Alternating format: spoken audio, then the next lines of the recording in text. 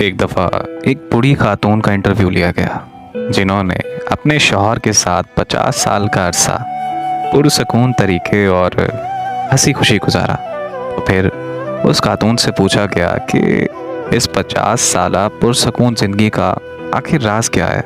क्या वो खाना बनाने में बहुत माहिर थी, या फिर खूबसूरती उसका सबब था, या ढेर सारे बच्चों का होना उसका सबब है, या फिर कोई और बात है।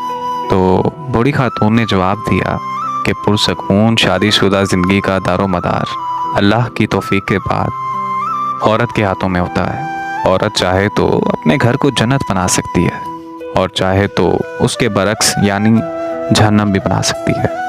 आप इस सिलसिले में मालो दौलत का नाम मत लीजिए।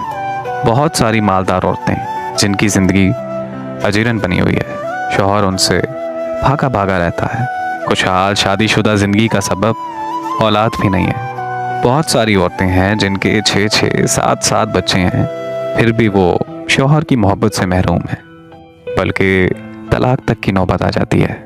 बहुत सारी ख़वातीन आला से आला खाना बनाने में माहिर होती हैं, दिन भर नए से नए खाने बनाती रहती हैं, लेकिन फिर भी उन्हें शौहर की बदसलूकी की शिकायत रहती है।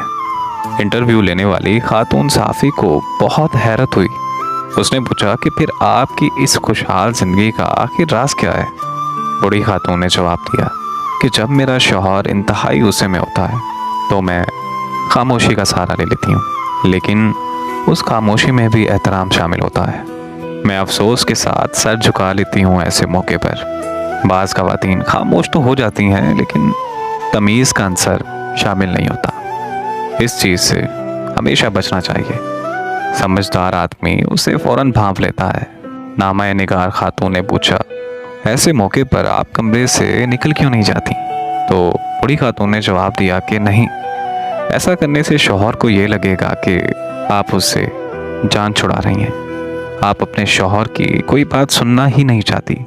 ऐसे मौके पर खामोश रहना चाहिए, और जब तक वो पुरसकून ना हो जाए उसकी किसी बात की मुखालफत नहीं करनी चाहिए। जब शौहर किसी हद तक पुरसकून हो जाता है तो मैं कहती हूँ, क्या पूरी हो गई आपकी बात? फिर मैं कमरे से चली जाती हूँ, क्योंकि मेरा शौहर बोल बोल कर थक चुका होता है और चीखने चिल्लाने के बाद उसे थोड़ी आराम की ज़रूरत होती है।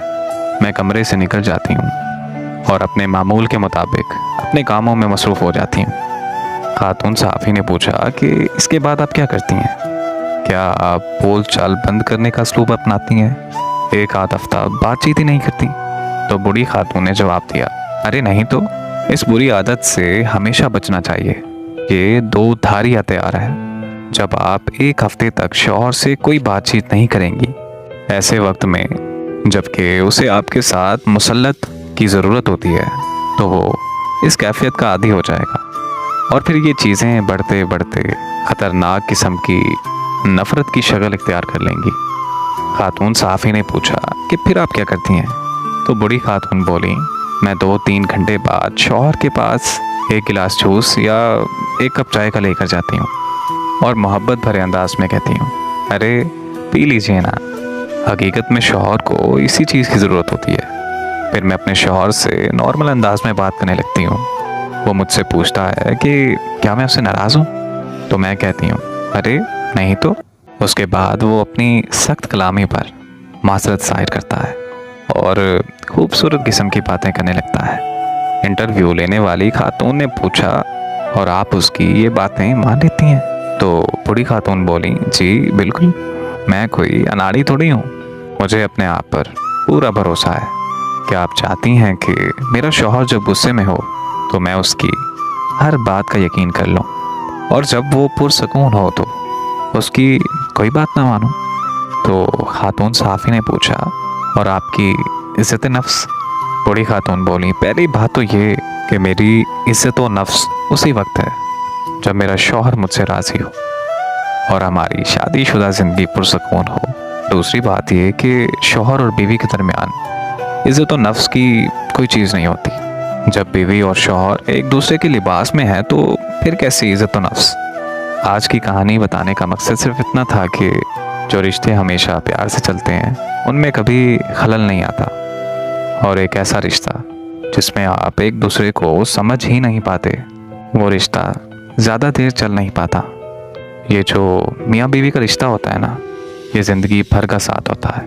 तो इसमें बेहतरी यही है कि एक दूसरे को समझ कर चलें, ताकि ऐसे रिश्ते में कभी खलल ना आए।